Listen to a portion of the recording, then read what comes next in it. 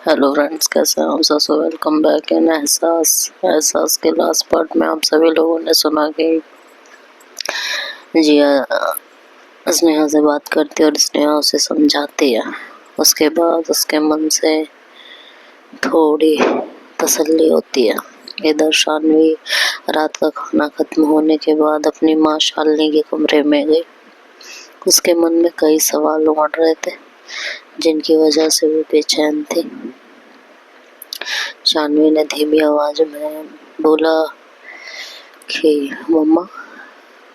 उसकी मम्मा ने शानवी की तरफ देखा और कहा, शानवी तुम आओ बेटा, क्या हुआ?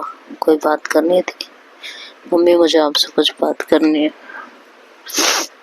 अच्छा हाँ बोलो, क्या हुआ? परेशान लग रही हो। मम्मी, क्या ये जिया जी से शादी करनी सचमुच जरूरी है? ये कैसा दोष है जिसमें मुझे एक लड़की से शादी करनी है और फिर उनके साथ वैवाहिक संबंध भी बनाने हैं? शालिनी का चेहरा उतर गया था।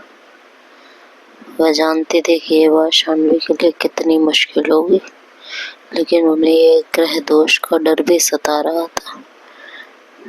शालिनी जी ने शानवी का हाथ सहलाते हुए कहा, बेटा मुझे पता है ये तुम्हारे लिए आसान नहीं है, पर क्या करें?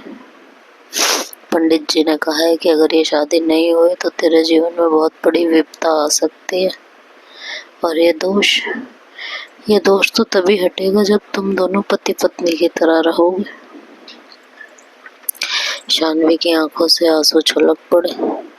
उसने कहा, लेकिन मम्मी, मुझे ऐसा लगता है कि जिया जी भी शायद इस रिश्ते से खुश नहीं है।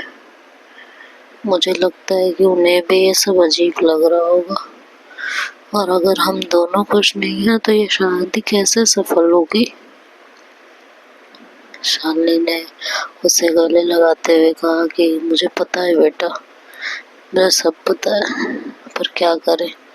तेरे पापा भी बहुत परेशान हैं। हमें तो बस तेरी भलाई चाहिए। तो हिम्मत रख बेटा, समय के साथ सब ठीक हो जाता है। हो सकता है जिया भी थोड़ी अनकंफर्टेबल हो तुम्हारी तरह। धीरे धीरे जब साथ रहोगे तो सब ठीक हो जाएगा। उनसे दोस्ती करो, धीरे धीरे वो कंफर्टेबल हो जाएंगे तुम्हारे साथ। हम सब है ना तुम्हारे साथ। हाँ, क्यों तुम इतना सोच रही हो? क्यों इतनी परेशान हो बेटा? शानवी अपनी माँ के गले लगकर रोने लगी। उसका दिल भारी हो गया था। उसे समझ नहीं आ रहा था कि वो इस अजीबोगरीब स्थिति से कैसे निपटेगी। उसकी माँ उसे बहुत देर तक समझाती रही, फिर भारी मन से वह अपने कमरे में चली गई। शानवी के जाने के बाद शालिनी गहरी सोच में पड़ गई थी। उनके माथे पर चिंता की लकीरें साफ साफ दिख रही थी। शालिनी बेचैनी से टहलते हुए मनी मन खुद से ही बातें करने लगे कि अगर शानवी सही कह रही है और जिया भी इस रिश्ते से खुश नहीं है तो क्या होगा? अगर ये शादी करवा भी दी और दोनों के बीच कोई संबंध ही नहीं बन पाया तो ये दोष कैसे हटेगा? कहीं जिया को सच में तो नहीं पता इस बारे में कुछ भी। जिया अगर खुश नहीं है तो ये सब कैसे होगा? दोनों बच्चों को एक दूसरे के साथ बॉन्डिंग तो बनानी पड़ेगी ना। मुझे जिया की मम्मी से बात करनी होगी, यही सही रहेगा। किसी तरह उन्होंने वो रात काटी और अगले दिन नाश्ते के बाद जिया की मम्मी सुनीता जी को अकेले में बात करने के लिए बुलाया। वो फार्म हाउस के एक शांत कोने में आकर बैठ गई थी। शालिनी जी ने घबराती हुई आवाज में कहा, सुनीता जी, वो मुझे आपसे कुछ जरूरी बात करनी थी। हाँ शालिनी जी, कहिए, सब ठीक है ना? अपनी बात शुरू करने में हिचकिचाते हुए कहती हैं कि सुनीता जी देखिए, मुझे पता है ये सब थोड़ा अजीब है, पर आप तो जानती हैं हमें अपनी बेटी के लिए सब करना पड़ रहा है, एक ग्रह दोष के कारण। सुनीता जी ने शांत होकर कहा, हाँ शालिनी जी, हम समझते हैं, हमारी भी अपनी मजबूरियां हैं। कभी कभी हमें अपने बच्चों की खुशी से बढ़कर कुछ और सोचना पड़ता है। हमें अपने बच्चों की खुशी के लिए बहुत कुछ सोचना पड़ता है। शालिनी जी हिचकिचाते हुए, चिंता सामने लाते हुए बोल रही थी कि मैं ये सोच रही थी कि जिया जिया को भी तो कोई परेशानी नहीं है इस रिश्ते से।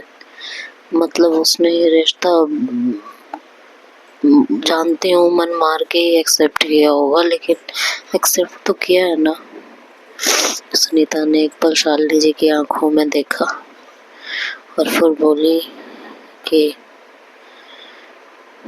देखिए शालिनी जी, जिया थोड़ी जिद्दी है, लेकिन हम उसे समझा लेते हैं और वो अच्छी लड़की है। जब रिश्ता तय हो गया है तो वो निभाएगी भी जरूर।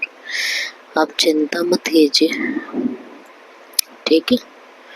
शालिनी ने एक राहत की सांस ली। फिर सुनीता जी थोड़ी देर शांत होकर बोलती हैं, देखिए शालिनी जी, आपने अपने दिल की बातें मुझसे कही, पर मैं अब आपसे भी एक बात कहना चाहती हूँ। शालिनी जी ने कहा, हाँ हाँ कहिए। सुनीता जी ने कहा, आप शानवी को भी बोलिए कि वो अपनी तरफ से थोड़ा एफर्ट डाले। मैं देखती हूँ कि जिया अपनी तरफ से एफर्ट डालने का ट्राई करती है, लेकिन शानवी की तरफ से उसे बहुत ठंडा व्यवहार मिलता है। ऐसे में दोनों बच्चे कैसे इस रिश्ते में आगे बढ़ेंगे। दोनों को कुछ महीने ही सही, लेकिन साथ तो रहना है ना। अगर शानवी ऐसे दूर भागेगी या इतनी बेपरवाह रहेगी तो जिया अकेली कब तक कोशिश करेगी। जिया को भी बुरा लगता है। उसे लगता है कि शानवी इस रिश्ते से खुश नहीं है, और अगर शानवी थोड़ी कंफर्टेबल हो जाएगी तो दोनों को घुलने मिलने में आसानी रहेगी। तो जिया को भी लगेगा कि ठीक है, मजबूरी में ही सही, रिश्ता तो दोनों तरफ से है ना।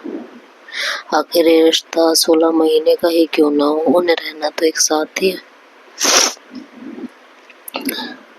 शालिनी ने सुनीता की बात ध्यान से सुनी। फिर उन्हें भी लगा कि सुनीता जी की बात में दम तो है। उन्होंने सर हिलाते हुए कहा, आप सही कह रही हैं सुनीता जी, मैं शानवी से बात करूंगी, उसे समझाऊंगी कि उसे भी थोड़ी पहल करनी चाहिए। दोनों माएं चुप हो गई थी, लेकिन मन में अभी भी अनकहे सवाल और अनसुलझी उलझने थी। ये शादी सिर्फ एक उपाय थी, लेकिन इसके पेचीदा समीकरण दोनों परिवारों के लिए नई परेशानियां खड़ी कर रहे थे। इधर जिया छत पर चली जाती है और शानवी ने जो उस दिन गाना गाया होता है वो याद कर रही होती है। उसके अंदर एक अजीब सा एहसास होता है, जैसे दिल में फूल खिल रहे हो। वो लेटे लेटे बैठे बैठे शानवी के बारे में सोचती रहती है। तभी वहाँ शानवी भी आती है। उसे पता नहीं होता कि जिया भी वही है, तो वो गाना गुनगुनाने लगती है।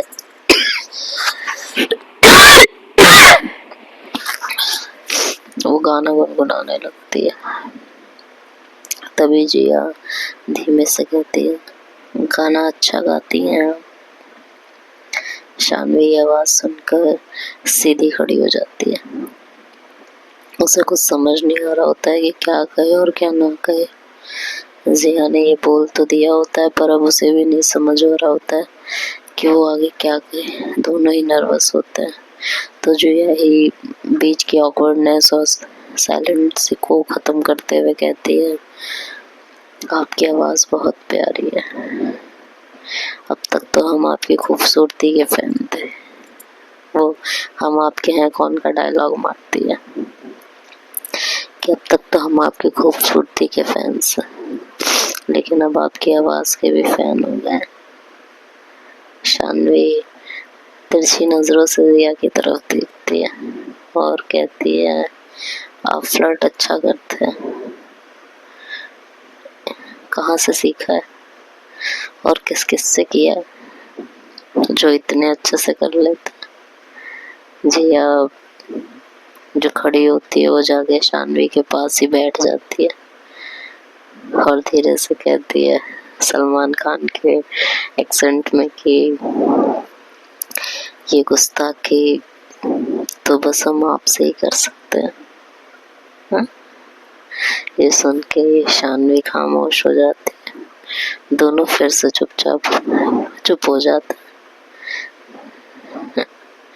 दोनों चुपचाप बैठे होते हैं। दोनों के बीच खामोशी होती है और रात जैसे आपस में बात कर रही होती है। दोनों बात करना चाहते हैं लेकिन हलक से कुछ भी बाहर नहीं आ रहा होता। शानवी आखिरकार हिम्मत करके कहती है कि रात बहुत हो गई है, नीचे चले। जिया कहती है जब दोनों नीचे आते हैं तो देखते हैं कि सब सो गए होते हैं।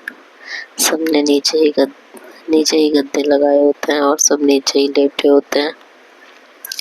जिया अपनी मम्मी के पास जाकर लेट जाती है और शानवी दूसरी तरफ अपने भाई बहनों के साथ। दोनों एक दूसरे के बारे में सोच रहे होते हैं। जिया प्यार में खोई हुई होती है और शानवी आज जो जिया ने बातें कही थी उन बातों के बारे में सोच रही होती है। शानवी सोच रही होती है कि जिया ने किस तरह उसकी तारीफ की। उसे यह एहसास बहुत अच्छा लग रहा होता है क्योंकि इस वे में किसी ने पहली बार उसकी तारीफ की थी।